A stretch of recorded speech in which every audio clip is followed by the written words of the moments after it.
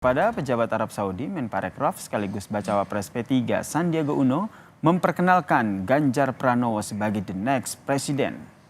Apakah ini salah satu strategi Sandiaga Uno agar bisa menjadi bacawa pres Ganjar Pranowo?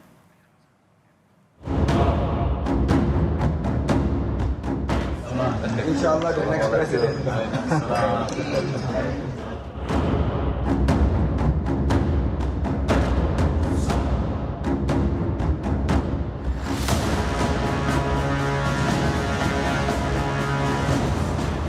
Menparekraf Sandiaga Uno perkenalkan Ganjar Pranowo sebagai the next president kepada pejabat Saudi. Ya, momen ini terjadi saat Sandiaga dan Ganjar bertemu di ruang tunggu King Abdul Aziz, Jeddah, Arab Saudi ketika akan pulang ke Indonesia setelah menunaikan ibadah haji. Sandiaga yang juga bacawa pres P3 menghampiri Ganjar dan mengenalkan Ganjar ke pejabat Kementerian Arab Saudi dengan bilang Ganjar the next president. Mr. Osama, this is the one I mentioned to you. Insya Allah the next president. Saat ini Sandiaga Uno memang menjadi bakal calon wakil presiden dari P3 yang sudah menyatakan sikap bekerja sama dengan PDIP mendukung Ganjar sebagai baca pres. Namun ini tidak serta-merta membuat PDIP memilih Sandiaga Uno sebagai bacawa pres Ganjar. Soal bacawa pres, Ketua Umum PDIP Megawati Soekarno Putri menyebut partainya bisa mengajukan sendiri pasangan capres-cawapres. Tetapi Mega tetap membuka pintu bagi partai lain bergabung. Kalau di sini ada satu, dua, ada tiga. Itu yang saya bilang, ya katakan lagi mikir-mikir dulu dah. Tuh bapak-bapak kan diketawain. Lo benar, tapi ya saya bilang ya enggak apa-apa. Mau ikut boleh, enggak ikut ya enggak apa-apa. Betul enggak? Tak hanya Ganjar, namun penentuan nama cawapres pendamping bakal capres lain yaitu Prabowo dan Anies diprediksi bakal alot hingga mendekati masa pendaftaran capres. Lobi-lobi politik masih gencar dilakukan. Pasalnya, konfigurasi cawapres punya pengaruh dalam mengubah arah dukungan dan peta koalisi partai. Tim Liputan, Kompas TV. Momen Sandi yang menyebut Ganjar sebagai the next president ini apakah pertanda Sandiaga Uno akan jadi bakal calon kuat untuk Ganjar Pranowo? Lalu bagaimana peta politik penentuan bacawa pres? Kita bahas bersama dengan pengamat politik sekaligus Direktur Eksekutif Parameter Politik Indonesia, Mas Adi Prayitno, yang telah bergabung bersama kami di Kompas Malam. Assalamualaikum, salam sehat Mas Adi. Waalaikumsalam, sehat selalu Mas Yasir. Amin. Mas Adi, kalau kita lihat apa yang disampaikan oleh Sandi, the next president begitu kepada Ganjar, apakah ini bisa dibilang sebagai salah satu bentuk PDKT-nya Sandi begitu ke Ganjar? Ya, saya kira tidak ada bantahan apapun. Ini secara gestur politik Sandi itu sangat kelihatan tertarik untuk bisa mendampingi Ganjar Pranowo di Pilpres 2024. Jadi wajar kalau Sandi misalnya memperkenalkan ke pejabat haji di Arab Saudi sebagai insya Allah the next presiden di 2024. Ini tentu kan bahasa komunikasi politik bahwa Sandi itu adalah orang yang cukup nyaman gitu ya dan cukup terbuka menjadi orang yang tentu sangat berharap akan dipilih sebagai calon presiden nantinya.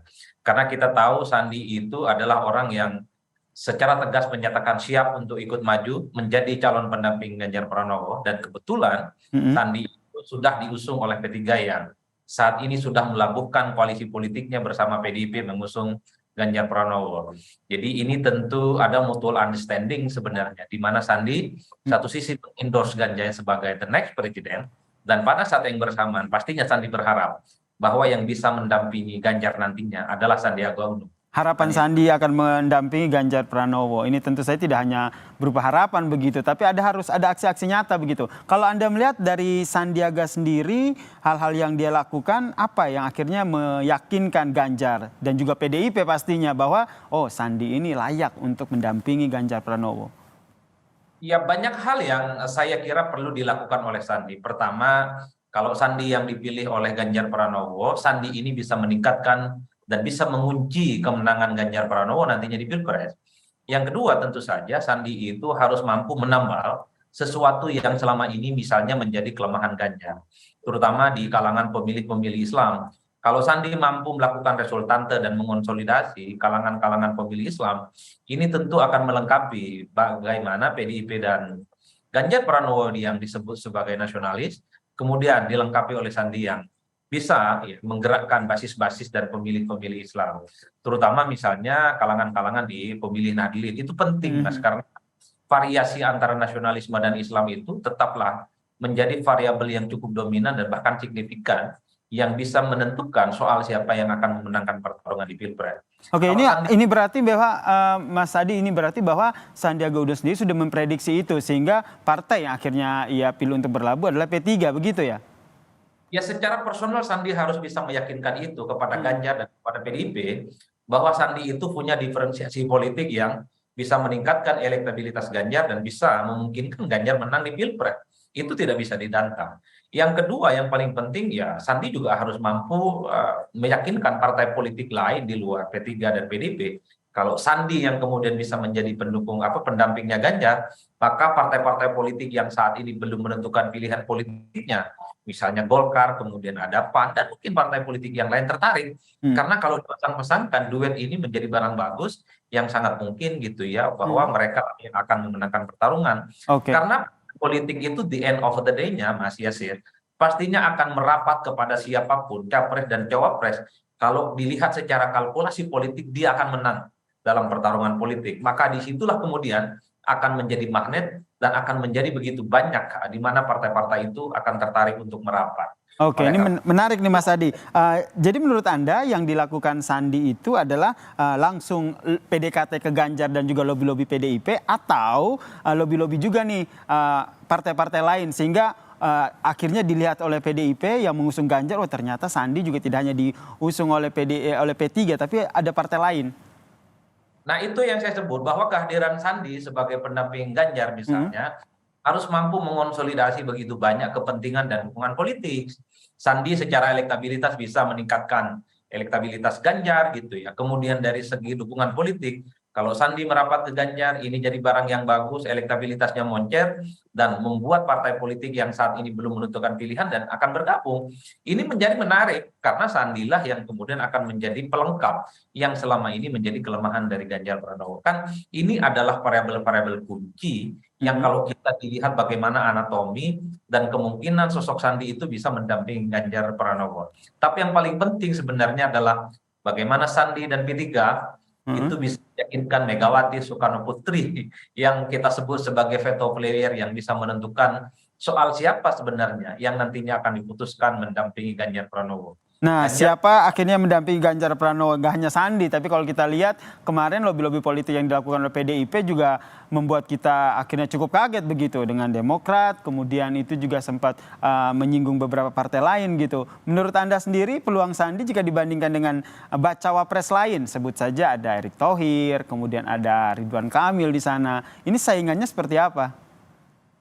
Kalau saya selalu mengatakan, Mas Yasir, Sandi ini relatif agak sedikit diuntungkan dibandingkan nama-nama lain. Satu, dari segi elektabilitas, Sandi ini kan bersaing dengan Ridwan Kamil, bersaing dengan AHY, bahkan relatif lebih unggul. Dari segi elektabilitas, dari segi partai, Sandi itu diuntungkan karena sudah bergabung dengan P3 yang dua kakinya sudah merapat ke PDIP mengusung Ganjar Pranowo. Yang lain Ridwan Kamil, yang lain misalnya AHY, itu kan partai politiknya belum mendukung. Itu tidak terlampau diuntungkan tentu saja. Oleh karena itu saya selalu mengatakan Sandi relatif selangkah lebih maju dibandingkan yang lain. Tapi akan beda ceritanya kalau Ridwan Kamil kemudian dilirik Golkar menjadi bagian dari koalisi PDIP, tentu kemungkinan Sandi untuk menjadi pendamping Ganjar akan 50-50. Apapun Ridwan Kamil ini punya nama besar, Gubernur Jawa Barat yang mampu mengonsolidasi kekuatan politik di Jawa Barat dan yang diusung oleh Golkar. Partai Golkar begitu ya. Berarti saingan terberatnya Sandi ini Ridwan Kamil begitu ya? Ya kalau Golkar tertarik bergabung dengan cuman kan problemnya di Golkar sampai hari ini hasil Munas menegaskan yang akan maju sebagai kandidat capres bukanlah Ridwan Kamil tapi Erlangga Hartarto. Ini rumit. Jadi yang dipilih oleh PDIP itu salah satunya Ridwan Kamil karena punya bekal ya, gubernur, punya popularitas, punya elektabilitas. Tapi keputusan Golkar jatuh kepada Erlangga Hartarto, bukan pada Ridwan Kamil. Makanya kemarin kalau kita lihat Sekjen PDIP menyinggung ya dengan pantun ya. Apakah ini sebuah upaya juga begitu PDIP untuk kasih sinyal gitulah ke Golkar, ayolah Ridwan Kamil aja begitu? Kalau saya membaca itu semacam satu ajakan, satu komunikasi politik yang ditawarkan oleh PDIP kepada Golkar.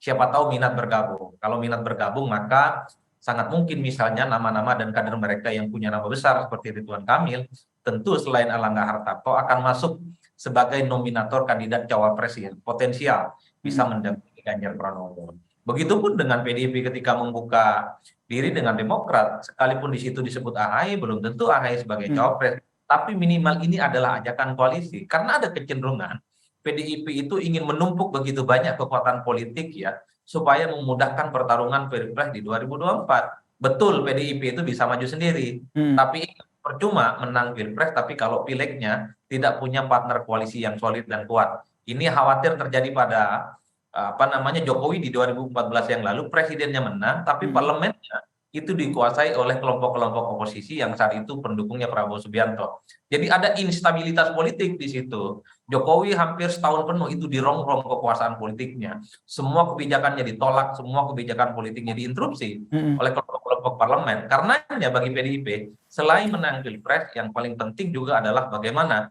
membangun konsolidasi supaya kekuatan parlemen itu juga bisa dimenangkan. Ini akhirnya menjadi catatan PDIP ya, sehingga hal ini tidak terulang lagi. Kemudian kalau kita lihat Sandiaga Uno sendiri gitu, tak hanya PDKT ke Ganjar begitu, tapi kita juga tidak bisa menapik ada beberapa hasil survei lembaga politik yang menyatakan justru elektabilitas Sandi jika dipasangkan dengan Prabowo itu lebih tinggi ketimbang dengan Ganjar. Anda melihatnya seperti apa ini, Mas? Pertama harus dilihat secara politik ya, bahwa saat ini P3 itu dua kakinya berada di barisan PDIP. Di mana mereka itu memutuskan kandidat capresnya adalah Ganjar Pranowo. Dalam konteks itu maka agak sangat tidak mungkin sepertinya kalau Sandi berkoalisi dengan yang lain, mengingat P3 sudah bagian dari PDIP. Yang kedua, kalau bicara tentang elektabilitas ini kan simulasi ya. Kalau Sandi berpasangan dengan Prabowo, Sandi berpasangan dengan Anies, Sandi berpasangan dengan Ganjar, Sandi ini relatif memberikan dampak politik elektoral. Karena Sandi ini adalah cawapres yang selalu masuk 3 besar. Dia bersama Erick Thohir, bersama Ridwan Kamil, dan Sandiaga Uno sendiri adalah orang-orang yang kalau dipasangkan dengan Prabowo, dipasangkan dengan Ganjar, dipasangkan dengan Anies, mampu memberikan politik yang saya kira bisa menambah kekuatan politik mereka menjelang Pilpres. Jadi itu hanya sebatas simulasi, tapi itu tadi persoalan cawapres kuncinya adalah bagaimana restu dan fatsun politik Megawati Soekarno Putri akan jatuh kepada siapa. Nah, akan jatuh kepada siapa? Ini menurut Anda kapan ini akhirnya PDIP mengumumkan sosok bacawa pres yang mendampingi Ganjar Pranowo? Saya membaca akan main di tikungan akhir, pasti di last minute juga soal siapa cawapres yang akan mendampingi Ganjar Pranowo. Karena sampai saat ini PDIP itu kan masih membuka pintu terhadap banyak tokoh-tokoh kunci, baik dari partai dan non-partai. Ini semacam beauty contest yang sedang dilakukan oleh PDIP, akan mencari kira-kira siapa sosok cawapres yang paling ideal, paling kondusif, dan tentu setarikan nafas dengan mereka untuk bisa berdampingan dengan Ganjar Pranowo. Bahwa cawapres yang diinginkan itu adalah harus mampu memenangkan pertarungan, menambah elektabilitas Ganjar, ya tidak bisa dibantah. Tapi ingat, variabel tarikan napas bersama itu menjadi penting bagi PDIP. Nasionalis gitu ya, kemudian punya paham dan wawasan kebangsaan yang cukup solid, NKRI dan Pancasila harga mati, dan seterusnya dan seterusnya.